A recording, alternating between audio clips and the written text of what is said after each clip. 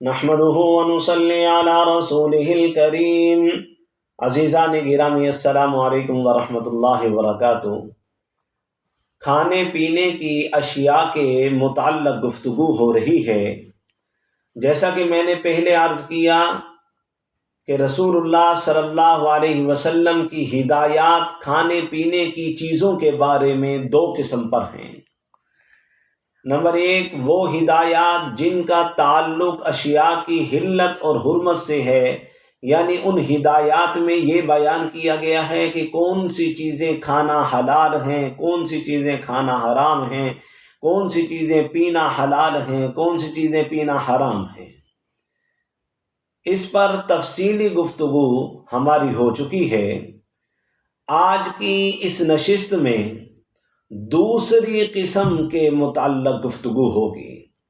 وہ دوسری قسم یہ ہے کہ وہ ہدایات جن کا تعلق اشیاء کی حلت اور حرمت سے نہیں ہے، یعنی ان میں کھانے پینے کی چیزوں کا حلال اور حرام ہونا نہیں بتایا گیا، بلکہ ان ہدایات کا تعلق تہذیب، سلیقہ اور وقار سے ہے، یا ان میں کوئی طبی مصلحت ملحوظ ہے، یا وہ اللہ تعالیٰ کے ذکر اور شکر کے قبیل سے ہیں۔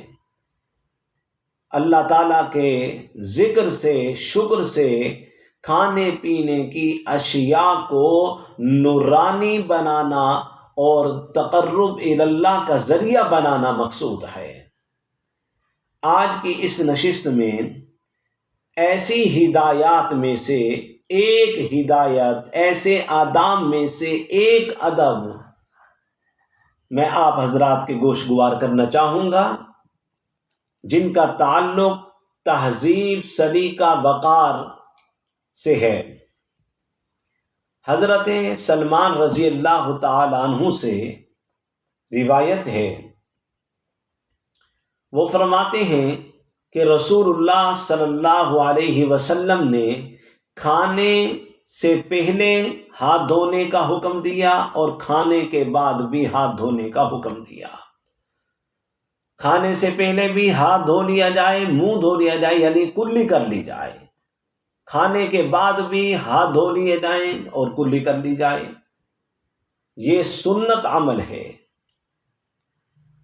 فرماتے ہیں کہ میں نے تورات میں پڑھا ان برکت الطعام الوضوء بعدہ، کہ کھانے کی برکت کھانے کے بعد ہاتھ منہ دھونے سے ہے، یعنی ہاتھ دھونے اور کلی کرنے میں ہے۔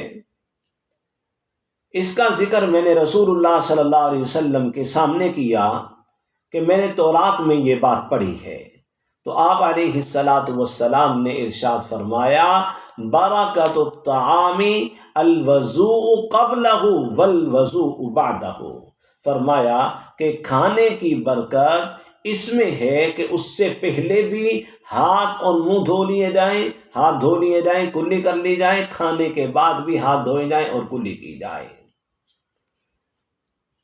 تو نبی کریم صلی اللہ علیہ وسلم نے ہاتھوں کو کھانے سے پہلے دھونا بھی برکت کا ذریعہ قرار دیا۔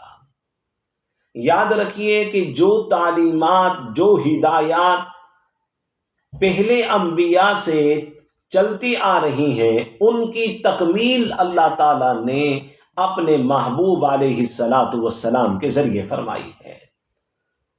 تو پہلے تورات میں صرف بعد میں ہاتھ دھونے کا حکم تھا، وہ تعلیمات مکمل نہیں تھی۔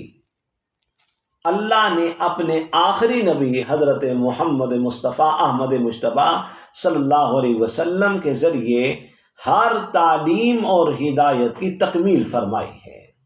تو مکمل یہ ہے، کامل طریقہ یہ ہے کہ کھانے سے پہلے بھی ہاتھ منہ دھوئے جائیں اور کھانے کے بعد بھی ہاتھ دھو جائیں اور کلی کی جائے۔ تو فرمایا کہ کھانے سے پہلے ہاتھ دھونا اور بعد میں ہاتھ دھونا یہ برکت کا ذریعہ ہے۔ کھانے میں برکت کا ظہور کئی طریقے سے ہو سکتا ہے۔ کھانے میں برکت کا کیا معنی ہے؟ اس کے کئی معنی، کئی مطلب بیان کیے گئے ہیں۔ ایک مطلب یہ بیان کیا گیا ہے کہ غذا سے جو اصل مقصد ہے وہ حاصل ہو جائے۔ غذا سے اصل مقصد کیا ہے؟ کہ جسم کو توانائی حاصل ہو، اور وہ توانائی خالق حقیقی کی عبادت اور اس کی فرما برداری تابع داری میں صرف ہو۔ تو جس کھانے سے یہ مقصد حاصل ہو جائے، جسم کو توانائی حاصل ہو اور وہ توانائی اللہ کی عبادت اور اس کی فرما برداری تابع داری میں صرف ہو، تو یہ علامت ہے اس بات کی کہ اس کھانے میں برکت تھی۔ دوسرا مطلب یہ بیان کیا گیا ہے کہ کھانے میں برکت کا مطلب یہ ہے کہ کھانے کی طرف رغبت ہو، اور جب کھایا جائے اس کو تو لذت کے ساتھ کھایا جائے، مزے لے لے کر کھایا جائے۔ جو کھانا مزہ دے، لذت دے، تو یہ علامت ہے اس بات کی کہ اس کھانے میں بھی برکت ہے۔ تیسرا مطلب یہ بیان کیا گیا ہے کہ کھانے سے جی خوش ہو، دل جمی حاصل ہو، طبعیت میں سرابی ہو، تھوڑی مقدار کافی ہو جائے۔ تو جس کھانے کی تھوڑی مقدار کافی ہو جائے، انسان جو ہے وہ تھوڑا کھانے سے سیر ہو جائے، اس کو جو ہے خوشی جو ہے نصیب ہو جائے، اس کا دل خوش ہو جائے، تو یہ علامت ہے اس بات کی کہ اس کھانے میں برکت ہے۔ اور ایک مطلب یہ بیان کیا گیا ہے کہ اس کھانے سے انسان کا نفس سرکش اور نافرمان نہ ہو، غفلت میں نہ پڑے، بلکہ کھانے سے اللہ کی فرما برداری، اس کی عبادت، تابع داری، نیک اعمال کے جذبات دل میں پیدا ہو۔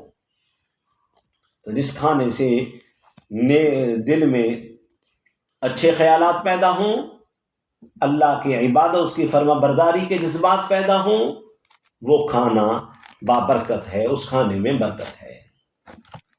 تو یہ معانی مطالب جو ہیں وہ کھانے میں برکت کے بیان کیے گئے ہیں۔ تو نبی کریم صلی اللہ علیہ وسلم نے یہ جو ادب بتلایا کہ کھانے سے پہلے بھی ہاتھ دھو جائیں اور کلی کی جائے، اور کھانے کے بعد بھی ہاتھ دھو جائیں، کلی کی جائیں، یہ ایسا ادب ہے جو مہذب قوم کا شعار ہے، مہذب لوگوں کا طریقہ ہے، باوقار لوگوں کا طریقہ ہے۔ دعا ہے کہ اللہ رب العزت ہمیں اس ادب کو اختیار کرنے کی توفیق عطا فرمائے۔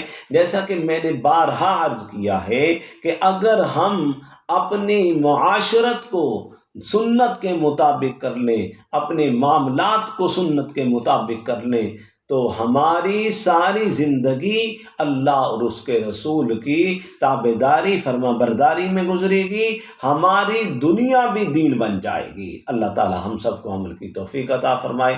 وآخر دعوانا الحمدللہ رب العالمین۔